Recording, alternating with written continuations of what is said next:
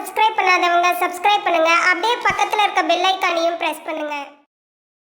இன்றைய வீடியோவில் துலா ராசிக்காரர்களுக்கு குரு சனி ராகு கேது பேச்சினால, அதாவது இந்த 4 கிரக பேச்சினால என்னென்ன மாற்றங்கள் என்னென்ன அதிர்ஷ்டங்கள் கிடைக்கப் போகிறது என்பதை பற்றித்தான் இன்றைய வீடியோவில் நாம் பார்க்க இருக்கிறோம்.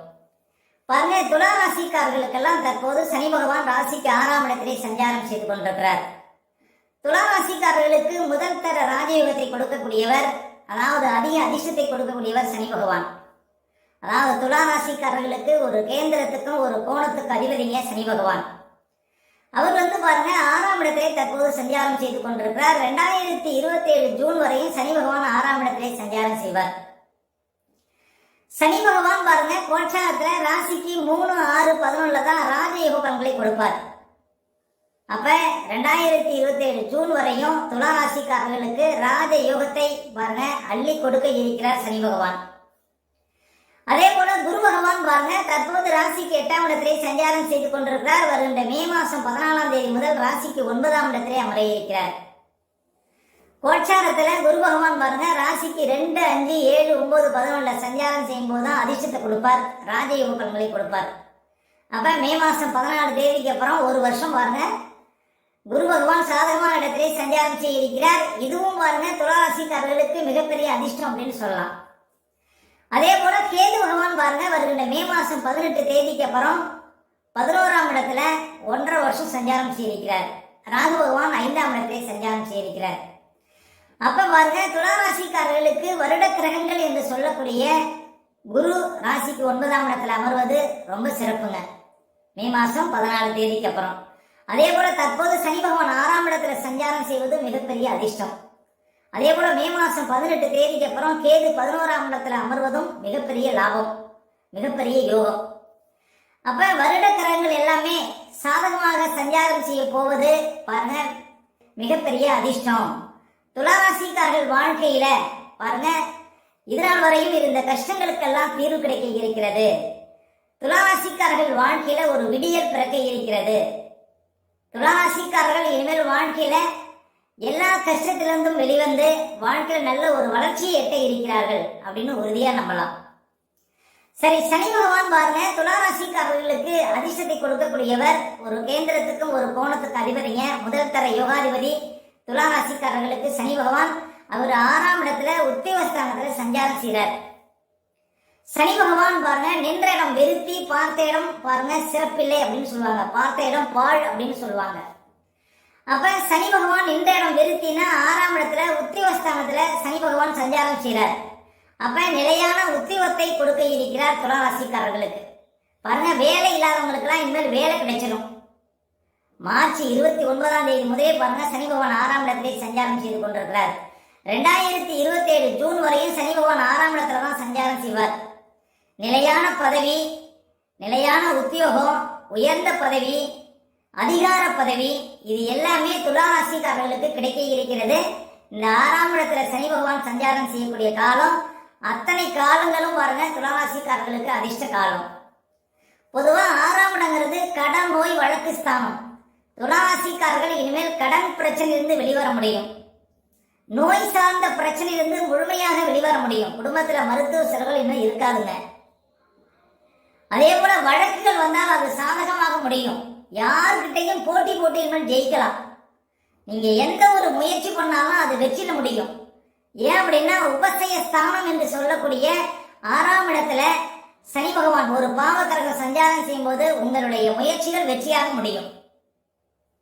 அப்ப சனி பகவான் 6ஆம் இடத்துல சஞ்சாரம் செய்வது மிகப்பெரிய அதிர்ஷ்டங்க துளாராசிக்காரர்களுக்கு. நீங்க எந்த காரியத்தில் இறங்கினாலும் அதுல முழு வெற்றி கிடைக்கும்.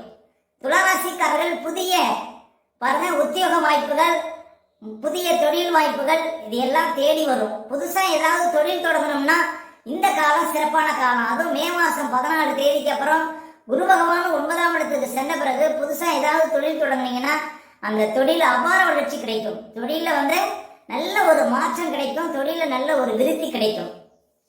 அப்ப துளாராசிக்காரர்களுக்கு தொழில் ரீதியாகவும் சரி, உத்தியோக ரீதியாகவும் சரி நல்ல ஒரு மாற்றங்களை இனிமேல் பார்க்க முடியும். இந்த குரு சனி பயிற்சிகள் உங்களுக்கு அபார வளர்ச்சியை கொடுக்க இருக்கிறது. இப்ப சனி பகவான் 6ஆம் இடத்துல சஞ்சாரம் செய்யும் பொழுது நீங்க எடுக்கக்கூடிய அத்தனை முயற்சிகளிலும் நீங்கள் வெற்றி வாய்ப்பை பார்க்க முடியும். அதே போல அதிகார பதவிகள் உங்களுக்கு தேடி வரும். அதாவது நீங்க இன்னும் சொல்ல போனா எந்த பதவியில இருந்தாலும் அந்த பதவியில ஒரு உயர்ந்த இடத்தை பிடிக்கக்கூடிய வாய்ப்புகளை கொடுக்கும்.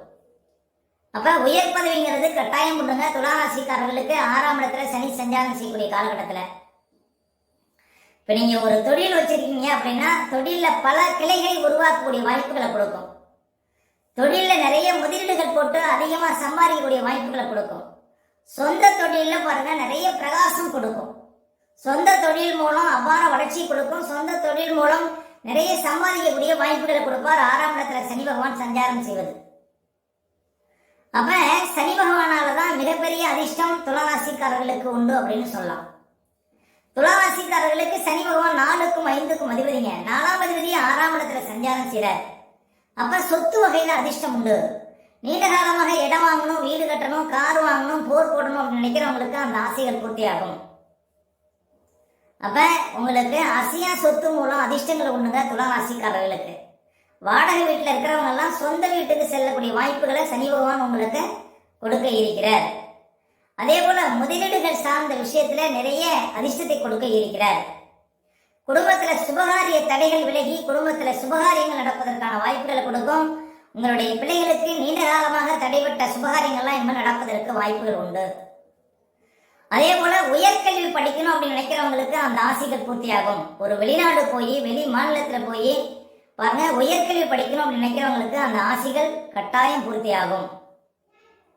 அதே போல பாருங்க உடல் ரீதியா மன ரீதியா இருந்த பிரச்சனைகளுக்கு முழுமையான ஒரு தீர்வு கிடைக்கும் துளாராசிக்காரர்களுக்கு 6ஆம் இடத்துல சனி பகவான் சஞ்சாரம் செய்வது. இப்படி பாருங்க நல்ல அதிர்ஷ்டத்தை பார்க்க போறீங்க. வயதானவர்களுக்கு உடல் ரீதியாகவும் மன ரீதியாகவும் இருந்த பிரச்சனைகளுக்கு தீர்வு கட்டாயம் கிடைக்கும்.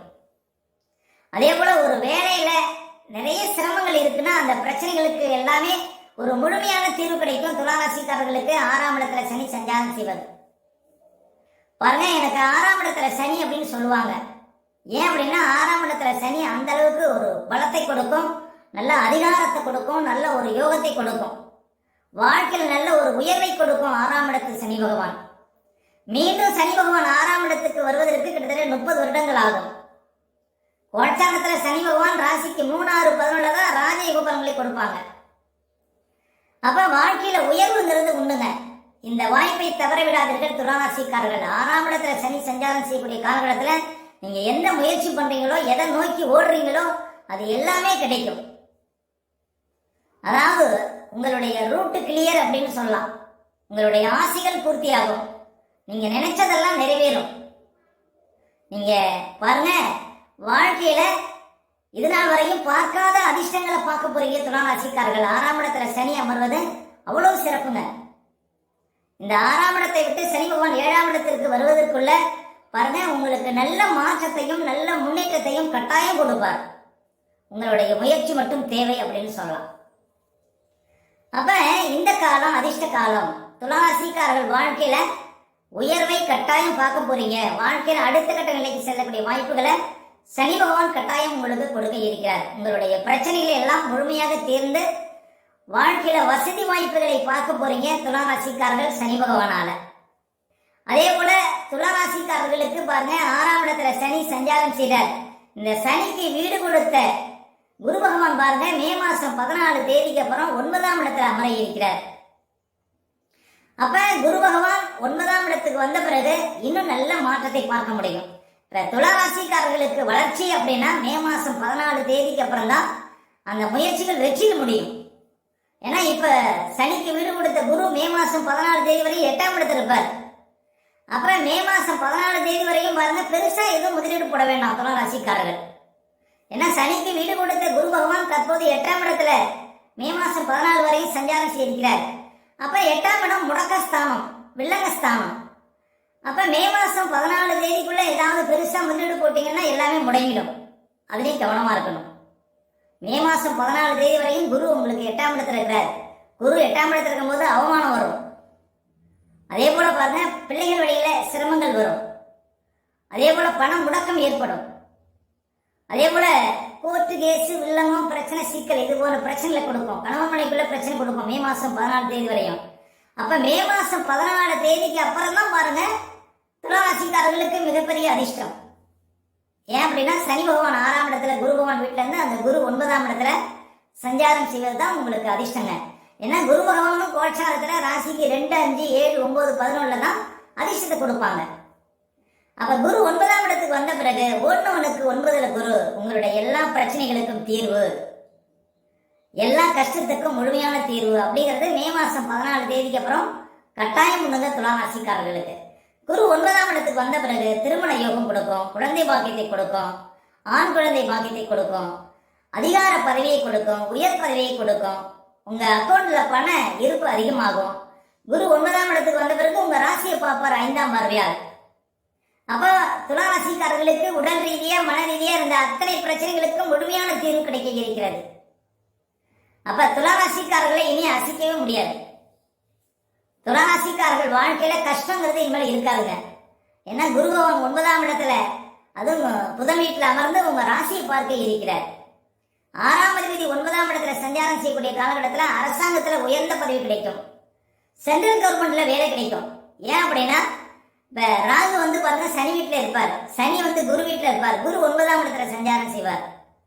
அப்ப மிகப்பெரிய நிறுவனத்துல உங்களுக்கு வேலை கிடைக்கும் அப்படின்னு சொல்லலாம் குரு 9ஆம் இடத்துல சஞ்சாரம் செய்யும்போது. பொதுவா குரு 9ஆம் இடத்துல இருக்கும்போது அனைத்து கஷ்டத்திலிருந்தும் விடுதலை அப்படின்னு ஒரே வார்த்தையில சொல்லாங்க. அதே போல ராகு பகவான் பாருங்க உங்களுக்கு 5ஆம் இடத்துல சஞ்சாரம் செய்திருக்கிறார். 5ஆம் இடத்துல ராகு இருந்தா உயர்ந்த எண்ணங்களை கொடுக்கும், பெருசா திட்டமிடுதல் இருக்கும். இப்ப 5ஆம் இடத்துல ராகு இருக்கும்போது பெருசா திட்டம் போடலாம். ஏன் அப்படின்னா அந்த வீட்டுக்குள்ளேயும் 6ஆம் இடத்துல பலமா இருக்கிறார். அந்த வீட்டுக்குள்ளே குரு மே மாசம் 14 தேதி பிறகு 9ஆம் இடத்துல சஞ்சாரம் செய்வார். அப்ப நீங்க எவ்வளவு பெரிய திட்டங்கள் போட்டாலும் அந்த திட்டத்துல நீங்க வெற்றி பெற முடியும். அப்ப ராகு பகவானும் உங்களுக்கு சப்போர்ட்டா இருப்பார். துளாராசி பெண்கள் மட்டும் பாருங்க கர்ப்ப காலத்துல கொஞ்சம் கவனமா இருக்கணும். இந்த 5ஆம் இடத்துல ராகு சஞ்சாரம் செய்யக்கூடிய காலகட்டத்துல மே மாசம் 18 தேதிக்கு அப்புறம் 1.5 வருஷத்துக்கு 5ஆம் இடத்துல ராகு இருப்பார். அப்ப கர்ப்பம் தரிக்கக்கூடிய பெண்கள் மட்டும் கொஞ்சம் விழிப்பா இருக்கணும் அப்படின்னு சொல்லலாம். அதே போல கேது பகவான் பாருங்க 11ஆம் இடத்துல சஞ்சாரம் செய்கிறார். கேது பகவான் எல்லா கிரகத்தை விட ஒரு வலிமையான கிரகம். இன்னும் சொல்ல போனா ஞான கிரகம்ங்கிறது பாருங்க கேது பகவான் தான். அவர் லாபஸ்தானத்தில் இருக்கும்போது லாபத்துக்கு குறைவு இருக்காது. அதாவது அபரிதமான வளர்ச்சியை கேது பகவான் 11ஆம் இடத்துல இருக்கும்போது கொடுப்பார். அப்ப துளாராசிக்காரர்களுக்கு வருகின்ற காலங்கள் பாருங்க அதிர்ஷ்ட காலங்கள். தற்போது சனி 6ஆம் இடத்துல சஞ்சாரம் செய்வது மிகப்பெரிய சிறப்பு. மே 14ஆம் தேதிக்கு அப்புறம் பாருங்க குரு 9ஆம் இடத்துல அமரப்போவதும் மிகப்பெரிய சிறப்பு. மே 18 தேதிக்கு அப்புறம் பாருங்க கேது லாபஸ்தானத்துல அமர்வதும் மிகப்பெரிய ராஜயோகம். அப்ப துளாராசிக்காரர்கள் வாழ்க்கையில பாருங்க வளர்ச்சி கிடைக்க இருக்கிறது. துளாராசிக்காரர்கள் வாழ்க்கையில புது வெளிச்சம் கிடைக்க இருக்கிறது. துளாராசிக்காரர்கள் இனிமேல் எதை கண்டும் அஞ்ச தேவையில்லை. துளாராசிக்காரர்களுக்கு எதிர்காலம் பொற்காலம் அப்படின்னு சொல்லலாம். மேலும் தகவலுக்கு எங்க சேனலை மறக்காம சப்ஸ்கிரைப் பண்ணுங்க. நன்றி.